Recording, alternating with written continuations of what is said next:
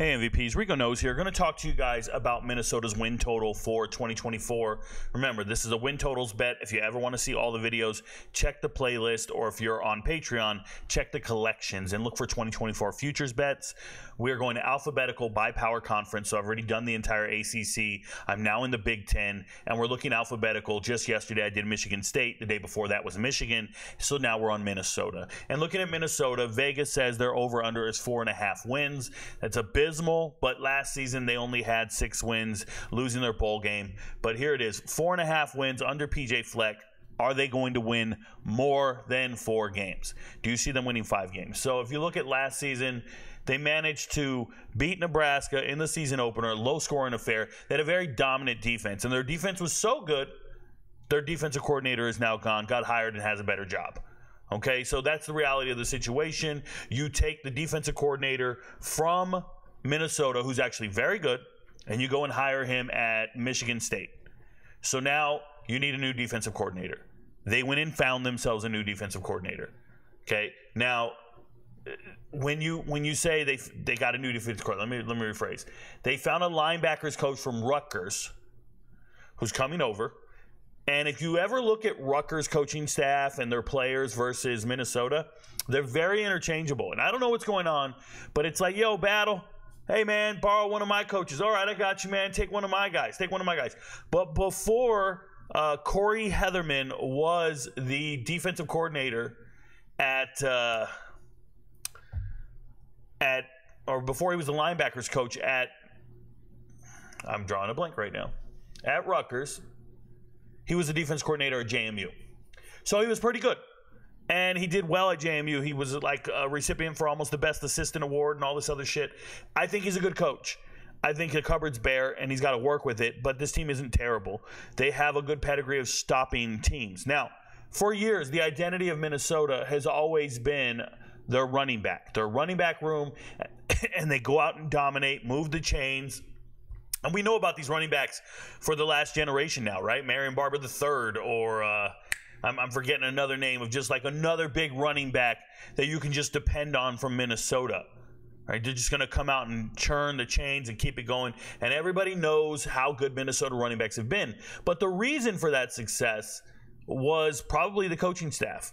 And I know that sounds crazy, but they can identify certain talent and they get the most out of it. And the running backs coach for all those years was Kenny Burns. And Kenny Burns got hired as a head coach last year. He's the head coach at Kent State right now. Yes, it's a terrible situation at Kent State. He was not set up for success. He got hired late in the process.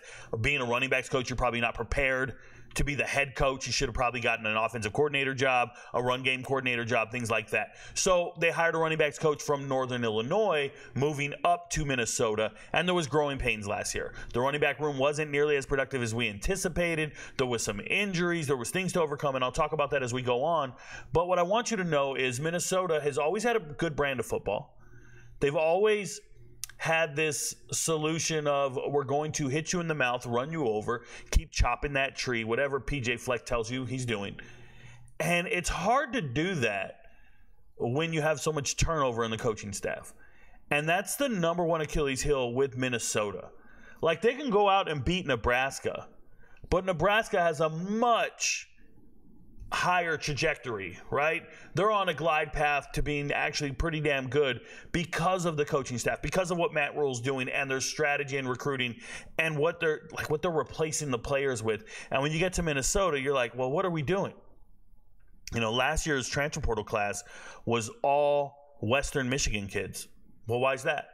Well, PJ Fleck knows Western Michigan really well, right? So when you come from the MAC and you go and grab all the best kids off of Western Michigan, and then they come into the team, and you think you got the leading rusher from Western Michigan, shout out to Sean Tyler, you got the leading receiver, Crooms, you got the leading tackler, like you got all the star players, and you think they're coming over to you, and they don't do much. They don't contribute as much. They're not as productive at the Power 5, Big Ten level, and you wonder why Minnesota is just steadily declining. And sometimes they need a new voice. So, yes, PJ Fleck being on the hot seat is going to hurt them. New coordinators, I still am not convinced. Greg Harbaugh Jr., I don't think he's related to the other Harbaughs, but Greg Harbaugh Jr. is the offensive coordinator And nothing he's done so far has really impressed me, just so we're clear. So going into this, I want you to know the over/under is 4.5 wins. I immediately knee-jerk reaction go, they're gonna win less than 4 games. They're gonna win less than 5 games. So if it's 4.5, that hooks at a half, right? I don't see them getting to 5 wins. First thing I thought. So let's go break down the schedule and see what's up. But you see it last year. They dominated EMU. Yes, they're better than MAC schools for sure. North Carolina got ran over, didn't happen. Lost in overtime to Northwestern. We now know that's a pretty good loss. Northwestern was actually pretty decent, but at the time everybody was laughing and going, "Oh my God, that's a 1-win team," because they were a 1-win team the year before. But they fire Pat Fitzgerald and they become great, and they play inspired football all season long. And Northwestern was really good. Beating Louisiana, the score was really close, and people are like, "Man, well, let me tell you, Louisiana's good."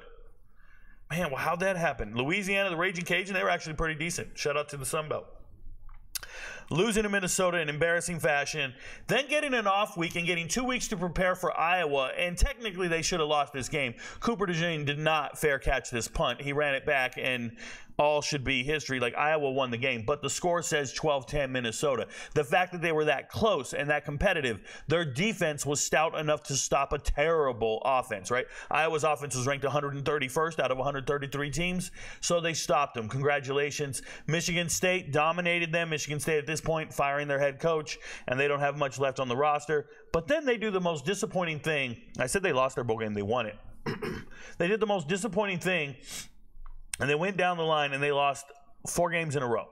Now, 1, 2, 3, 4, 5 wins, and they still got to a bowl game. And that's because of something called APR, or academic progress rate. When there aren't enough bowl-eligible teams at 6 wins, they go to all the 5-win teams and they say, all right, which one of you 5-win teams has the best academic progress rate? Or who graduates the most kids? Who has the most academically eligible kids? Who has kids who are going to stay the next semester and finish their degree? This is a metric in most coaching staffs' contracts. This is a metric USA Today reports about. APR is important, not annual progress rate, none of that crap, percentage rate, none of that. We're talking about academic progress rate. We're talking about graduation. And Minnesota does it well. Congratulations. But they did not close the season well. They didn't win a single game in November. They go out and lose to Illinois by 1 point. Illinois was hapless. They lose to Purdue 49-30. Hudson Card tearing them up. They get obliterated by Ohio State. That's expected, 37-3. And then Wisconsin beats them 28-14, and I felt like they should have been more competitive in that game. They were kind of evenly matched personnel-wise. So once the wheels fall off, that's an ugly feeling. You go into the offseason like that. But you get a bowl game against another MAC team, and that will boost your confidence. They got a bowl game against the Bowling Green, and they beat them 30-24. If you watch the game, they shut down Harold Fannin, that's Bowling Green's tight end. They understood the strategy involved, and they played well, but the one wide receiver was eating them up. One of those wide receivers was eating them up. I remember it vividly. Nonetheless, not a great season, so let's talk about what they got going on and how it went. First things first, Ethan Kaliakmanis was the starting quarterback. I told everyone last offseason he's not going to be good. I got attacked by a lot of Minnesota fans. So this is why we do our assessments for MVPs only and not the TikTok haters, not the YouTube uninformed. We keep it right here in the pocket for you guys, and you can understand that all of my analysis, none of it comes from fandom. It comes from a legitimate assessment of talent, and Ethan Kaliakmanis is not him. He's not a good quarterback. He was under a new offensive coordinator, and he didn't play well. Now, he left. He's now going to be at Rutgers next year, and he will be the starting quarterback at Rutgers, reuniting with his old offensive coordinator, Kirk Soroka. And Kirk Soroka is a good offensive coordinator. He's cool. Used to have Rutgers in the promised land. But he was also Minnesota's offensive coordinator 2 years ago. So I knew it was a new offensive coordinator. I knew it wasn't going to work. I already told you I'm not sure how I feel about this Harbaugh guy. But Ethan Kaliakmanis did not let me down. He showed up and played very lackluster, very substandard, 53% completion percentage, throwing 14 touchdowns, 9 interceptions. Just nothing about him was solid, okay? Cole Kramer doesn't move me. It is what it is. I apologize. How about you look up Notre Dame's record versus the SEC? That's okay. Now, we'll go into that position group when I get to the depth chart and the transfer portal. Rushing, they discovered Darius Taylor. I made a video on Darius Taylor, and I told you guys this dude is a stud. Soon as I saw him play, true freshman, I said, yo, I went back, looked at his huddle tape, made a whole video about Darius Taylor last offseason. Go find it on TikTok. It's there. It exists. Search Minnesota and Rico knows, and you'll find it, I'm sure. Okay. Jordan Newman, backup running back, very, very good. Quality running back, got some playing time because Darius Taylor gets injured. Darius Taylor is a bruising back, a big, strong NFL caliber running back, but my goodness is he fragile. And it's just because he's looking for contact, finishing his runs well behind his pads, meaning he falls forward, gets forward progress, has that inertia to keep moving forward and move linebackers back. It's a beautiful thing. And Jordan Newman finally got some playing time because of the injuries. Sean Tyler. Incredibly disappointed in Sean Tyler. This was a back-to-back 1,000-yard rusher at Western Michigan. Was supposed to go to Oklahoma State. At the last second, he flipped out of the transfer portal, and he said, I'm going to Minnesota. And I'm telling you, I put all my marbles in this bucket. I thought Sean Tyler was going to have an amazing season. But when you lose Kenny Burns at running back, most running backs don't know what they're doing. They struggle, and it was a different scheme, and it didn't work out for him. Sucks to be him, and now he's out of eligibility. Zach Evans, running back. I always liked Zach Evans. I thought he was a good running back. He just hit the transfer portal. I believe he's transferring to North Texas. I know North Texas signed the kid out of LSU. I don't like him. I think he's a terrible human being. I know he's been kicked out of 4 different universities, academically ineligible 3 times. He is a walking red flag, but everybody wants him because he's got breakaway speed. I'm pulling for Zach Evans to win that job at North Texas, just so you know. Bryce Williams doesn't pop on tape, not worth mentioning, and nobody else really sticks out. Receivers, Daniel Jackson. If you watch Minnesota football, you saw Daniel Jackson making incredible catches. He had a I don't even know what it was. He dragged his foot to win a game. Go back and watch it. There's highlights of Daniel Jackson. Very good wide receiver, probably the best receiver in the room, and he was definitely, I think, second-team all-conference, so he's a quality receiver. Corey Crooms, coming over from Western Michigan, was the second leading receiver at Western Michigan. Liked the kid, wanted him to do well. He didn't do as well as I thought. Remember, Western Michigan, leading rusher, leading receiver, and they both showed up and did a whole season at Minnesota, 0 touchdowns each. These guys had 0 impact on the win-loss total. It was unfortunate. Brevin Spann Ford, tight end, out of eligibility, gone. Darius Taylor, already talked about him as a running back. Christian Autumn-Bell, good wide receiver, not bad. And he finally got his chance to do 6 receptions on the whole season. Did not have any impact on anything. It was really unfortunate, and he's gone. He's out of eligibility. Lameke Brockington, I'm going to tell you guys something. It doesn't matter how many catches he has. I think he's one of the better blocking wide receivers out there. And when you have an offensive scheme where you want to run the ball and have these road graders and these guys who just keep churning out first downs because they lead to touchdowns, Brockington's the guy you want out there blocking, but he's not that dynamic for me. And I think they're going to transition to a more dynamic offense this year coming up. And I think he loses his value. Elijah Spencer, I'm incredibly shocked he's down here. 9 receptions. I don't think anyone predicted 9 receptions going into the season. If you don't know, Elijah Spencer was with Grant DuBose, the 7th-round draft pick to the Packers, right? So Grant DuBose, Elijah Spencer were the star wide receivers at Charlotte 2 years ago. Elijah Spencer actually led the team in receiving. So this is just like Jalen Lane going to Virginia Tech or Allie Jennings leaving ODU going to Virginia Tech. A team's leading receiver transferring to Minnesota, and he does absolutely nothing. We know he can handle 1,000 yards. We know he can handle the production, and he did nothing. Now, you can blame offensive scheme, offensive coordinators, coaches, the quarterback play. You can do whatever you want. But 9 receptions, I did not anticipate that. So, he's coming back. I think Elijah Spencer is probably one of the best wide receivers that got less than 10 receptions last year, right? I think he's going to be good. I think you can rely on him, and he should be able to play. This is a veteran. He's been around for a long time. I believe he's like in his 5th year of college football. There's no reason he can't contribute and do the damn thing. Next, rest of these guys, no big deal. Nick Callerup. Nick Callerup will be the starting tight end this year. The man is like 6'6", 280, okay? He's a tackle, bro. He's the extra tight end that helps you block and blow out defensive ends. Pause. He helps you get guys and move bodies. Nick Callerup does not go out for passes. He is not a receiving threat, right? You had Brevin Spann Ford for that. But Nick Callerup is an extra tight end, an extra blocker. Cool to be him, whatever. Let's go to defense. Jack Henderson. I made a video about him last year. Right? Common theme. I identified star players last year. Jack Henderson, defensive back, transferring in from Southeastern Louisiana, the Lions. Dude I think he's a white guy. I think he's a safety. Bro is smacking people on tape. Go back and watch the huddle film. Go back and watch all the highlights. He hits so hard. He intimidates from the safety position. He hurts people. I love it. I'm like, yo, that's a baller. Everything about him, he just walking swag. And what did he do? Went out there and led the team in tackles, bro. Led the team in tackles with 2 interceptions. While the whole world is talking about Tyler Nubin, and rightfully so, star safety, going to the NFL, 5 interceptions, doing everything you want him to do. Congratulations.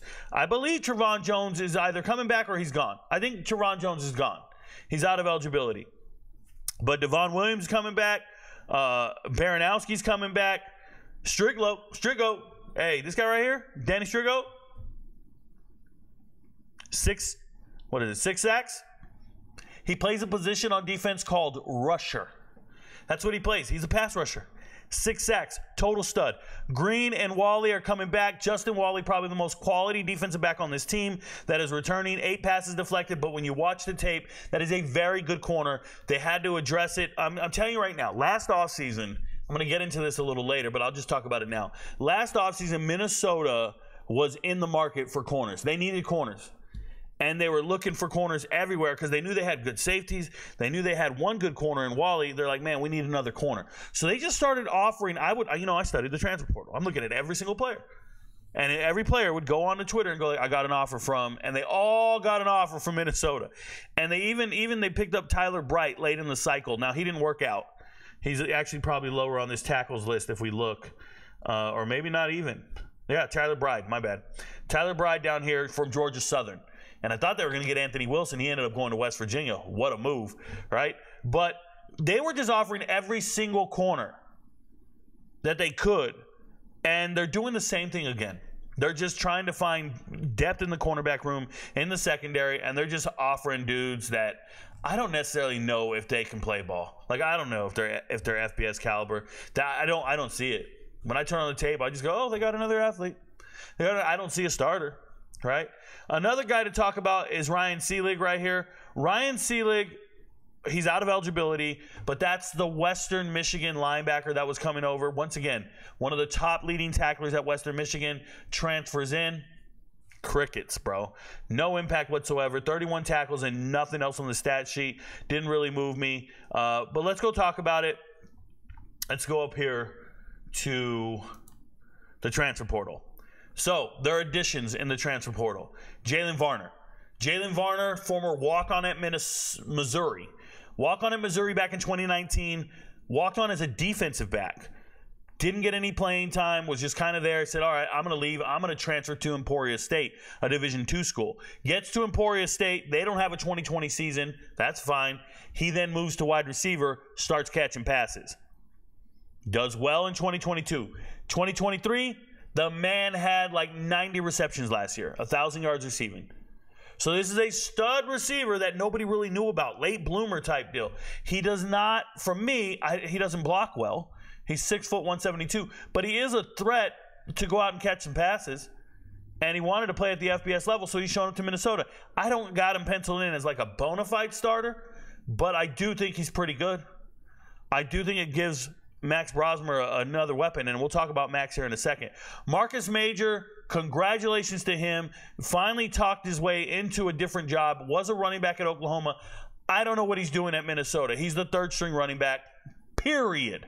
Now, somebody might have told him, yo, bro, you're an Oklahoma running back. You can start at Minnesota. No, you can't. Darius Taylor is him. I already told you that's an NFL caliber running back. And they got another running back, and I'm going to get to him right now, Say Bangora from Ohio, 1,000-yard rusher, back-to-back seasons averaging over 1,000 yards. Say Bangora is a monster of a running back. I was so surprised he picked Minnesota because now you and Darius Taylor are 1-2 punch. I'm like, don't you want to go to a team where you're the star? But I know who's not going to be the star, Marcus Major. Running backs coach out here got people fooled. Coaches are telling them, hey, we're going to play you, man. We got 3 running backs. I don't think they're going to play you like that. I think Marcus Major ends the season with less than 100 carries. Congratulations on your transfer. Doesn't make sense. Christian Driver transferring over from Penn State. He's still another smaller wide receiver. Just not quite what I'm expecting, but I get it. A lot of guys get excited. Oh, we got a Penn State transfer.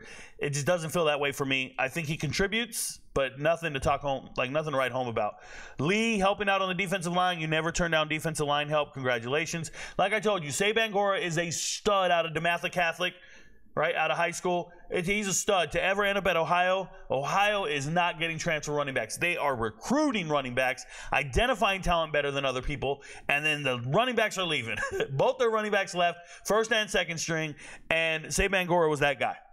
I don't care what kind of season you had, Say Bangura is that guy, and he's still that guy. I believe in him wholeheartedly. Deontay McMillan, leaving TCU, going to Minnesota. I don't know what this move's about. Kid never really stuck out on tape for me in Georgia, and I watch all Georgia high school football. When he got to TCU, I never saw much of a contributor. I remember 2 years ago, he was like a special team ace. He was like a gunner, making tackles everywhere. I was like, oh, there he is again. There he is again. Slightly here and there. He regressed last year. I did not see him making any tackles on special teams, and he sure as hell wasn't starting on defense.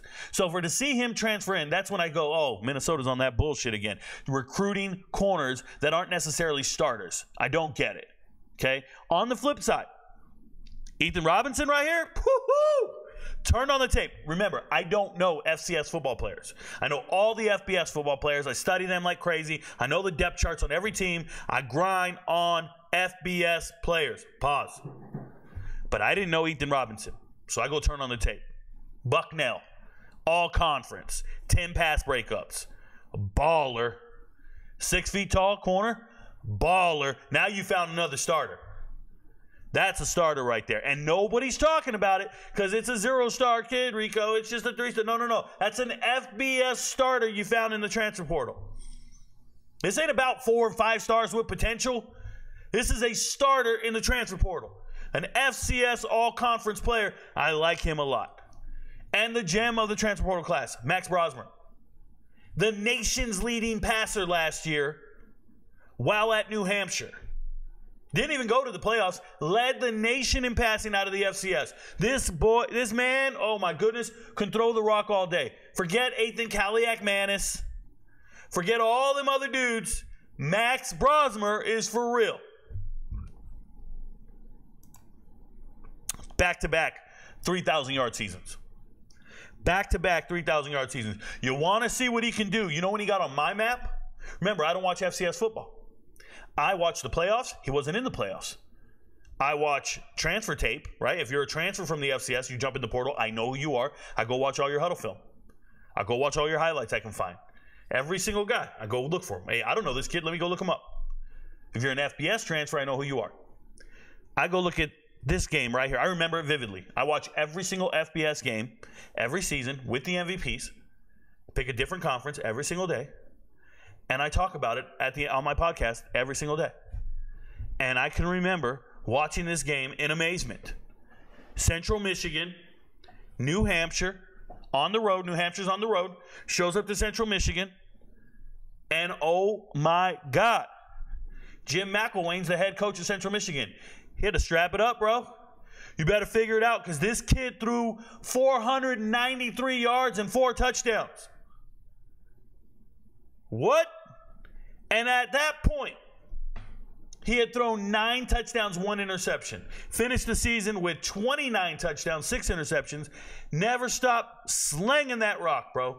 455 attempts in 12 games. Listen, Minnesota is going to throw this ball next season 25 to 30 times. When it gets colder, they're going to hand it off to Darius, and they're going to hand it off to Say Bangura. They got so much depth at running back. Marcus Major, Darius, Say Bangura. I got it. Bro, they brought in a gunslinger with receivers. I just told you, Elijah Spencer's a real receiver. Jackson's a real receiver. They look good. I don't believe in their coaches. So let's go look at the depth chart here. I told you Elijah Spencer, I have him penciled in as a starter. Daniel Jackson, complete stud at wide receiver, second team all-conference. And then Brockington, is, like I said, the best blocking wide receiver. Very good. Jalen Varner, that former DB, former walk-on at Missouri, transferring to Emporia State, now transferring back for his final year of eligibility. Those guys all stick out to me. I went and did a deep dive on everybody else and all their tape. I think this kid right here, Kenrick Lanier, the second. Kenrick Lanier will be a contributor on the field before Christian Driver. That's how I feel. From my assessment, watching the tape, and you guys know me. You guys know me. I assess talent every fucking day of my life. I'm sitting there looking. I go, man, Kenrick Lanier. I think he's good. Okay. Offensive line. This Arante Ursiri. Arante Ursiri? I don't know how to say it. He's a left tackle. He blocks on the blind side. Fucking NFL. NFL. They have a stud on the offensive line. Everybody else is okay. They're graders. They're doing what they do. Like, I usually break down every single offensive lineman all the time. NFL right here, bro. This man's a problem. Go to the left. Run to the left. That's all I can tell you. I already told you Callerup is an extra tight end / tackle. He's an enormous blocking tight end. I don't know about anybody else and what they bring to the table. Shout out to Drake Lindsey. Drake Lindsey's a true freshman. You have a true freshman, you have a redshirt freshman. Former walk-on and Max over here, and then you have Drake Lindsey. Obviously, I already told you Max Brosner is going to be the starter. It's not often you have two quarterbacks with the first name Max. So you got Brosner, the starter. But Drake Lindsey, big kid, was Mr. Football, Gatorade State Player of the Year coming out of, I believe, Arkansas. And he's like 6'5", 235. I went back and watched his huddle tape. Dude threw 50 touchdowns and 4 interceptions his senior year. Something like that. Takes care of the ball. Very accurate. Max Brosner will not, I don't think he's worried about losing his starting job to this guy. But I think, even though you got a young kid like that, I think you got to redshirt that big man, Drake Lindsey. I think they need to sign a quarterback in the transfer portal this spring. I'm going to come back to this video and tell you guys I was right. They're going to sign a quarterback in the transfer portal for sure. A more experienced backup quarterback, somebody who's played a little bit. And we're here on the spring portal, right? It opened today, tomorrow. It's coming up. There will be, 2 weeks for me to find out if I'm right or wrong, and I'm pretty sure they're going to sign a quarterback. Like 100% sure. 100% sure. So there you go. Running back room, totally loaded. NFL running backs up front. Darius Taylor's a Sunday guy. Say Bangura, another Sunday running back. And then Marcus Major, thanks for transferring in for your final year. I don't know why. You're the third string running back, and it's not going to be competitive. I don't see him. There's no way, man. These guys up front over here, if you guys have never seen tape on Say Bangura or Darius Taylor, just go YouTube it. And then you're going to come back and go, man, Rico ain't fucking playing. Rico ain't playing. All right. Defensively, I want to say something about this. I really believe in their secondary and their defensive line. Their linebackers leave a lot to be desired. But I look at this team, and I think the defense is really good. They were stout last year. Yes, they lost their defensive coordinator. He left to Michigan State. But they got a guy coming in who knows how to coach linebackers. He was just the linebackers coach at Rutgers. And Rutgers linebackers were great. Probably the strongest part of their team. And before that, he was the defensive coordinator at a very successful national championship winning JMU. Like, it's a good hire. And I just feel like the defense might be pretty solid at Minnesota. I'm excited for their offense. I hope they can get the continuity going. I know they have a quarterback that can actually throw this time, not like Calic Manis. I know they got running backs. I know they got certain key positions on the offensive line and tight end. They feel like they should move the ball. And they're going to be good on defense. Secondary solid. That all being said, remember I just told you guys this Ethan Robinson dude's a starter? There it is. And Giante, I don't know what that's about. I don't know what that's about. But Wally pops on tape. Justin Wally, I think it's NFL guy. Justin Wally looks great on tape. Darius Green, Williams, all these guys are tacklers for days. Maverick, tackler for days. Very, very good young talent. Studs. I just like this team. So, let's go see how many games they win. I think they match up well with North Carolina. I don't think they beat North Carolina. North Carolina feels like they have better talent, higher rated players in certain position groups. But it wouldn't be utterly shocking to see them win that game. First off, they opened the season with 4 home games in a row. 4 home games in a row. And I think they have a shot at beating North Carolina. They do. They can be competitive with them. But it's also too much to ask for a new coaching staff, new offensive coordinator to hit on all cylinders from the word go. And I don't necessarily know if that's how they come out the block. So I have them losing this game.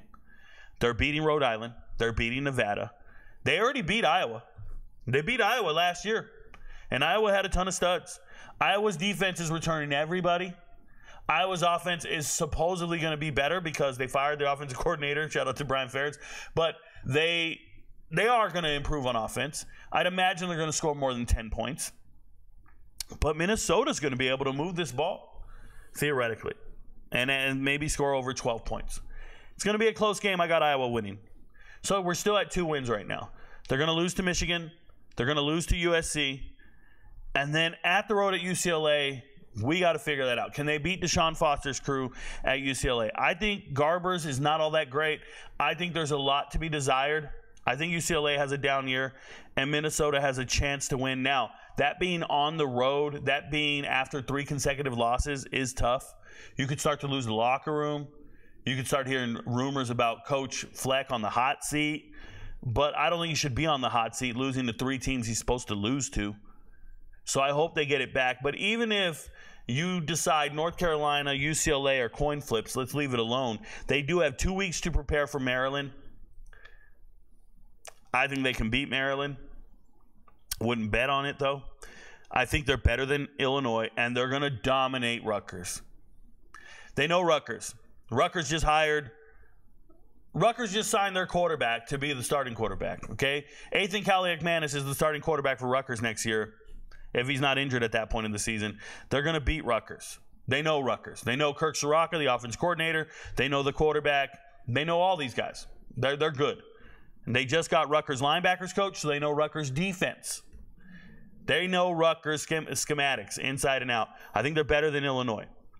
So they're going to lose to Penn State and Wisconsin. So the reality is this. I think they beat Illinois and Rutgers, Nevada and Rhode Island. That's 4 wins. Remember, Vegas has them at 4.5. So are they going to get one more win? They got to beat Maryland, UCLA, or North Carolina. Just one of them. Let me know what you think. Let me know what you think. For me, I think they get one of those wins. I think they find a way to win one of those games. So I have them on the over. It's a lean, 1 unit. If you don't feel comfortable betting on this game, on this team in the futures, don't do it. But for me, the over's there. Now, there's positive money on the under. If you think they lose all those games because of the coaching staff, there's positive money at 136. It feels right. It sounds right. How are they going to get to 5 wins, Rico? Well, they got to beat North Carolina. I don't see that happening. They got to beat UCLA. Probably not happening. They got to beat Maryland. Probably not happening. Oh, and they have to beat Rutgers. It's probably not happening. And they have to beat Illinois. But what if they beat Iowa? What if you're shit out of luck there? So the under feels like a very good value bet. I almost had it on the chart. I'm just letting you know.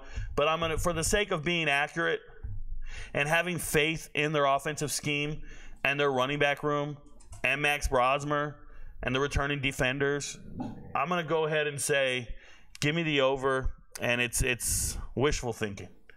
So careful with it, all right? Your friends don't know, but Rico knows. Peace, y'all.